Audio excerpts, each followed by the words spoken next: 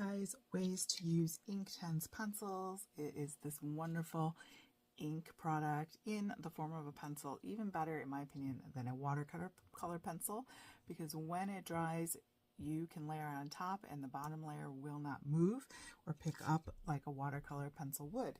So the different ways you can do it, of course, is you can go right from the brush and you can wet that with some water, and then you can go right ahead and lay that down as you would watercolor, as thickly and thinly, and just drop that in.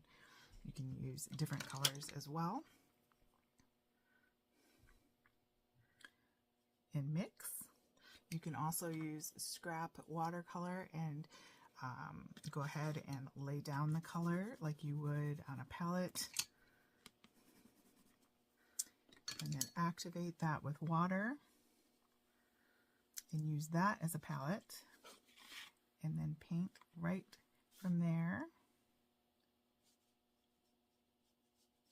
as you would with watercolor.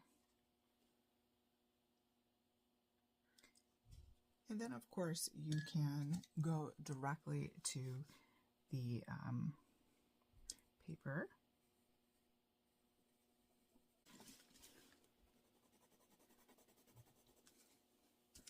You want to take 2 greens.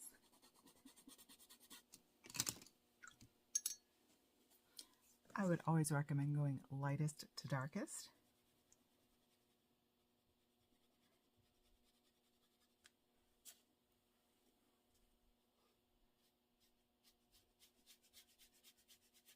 And then once that dries, that will be permanent, and then you can go right over the top.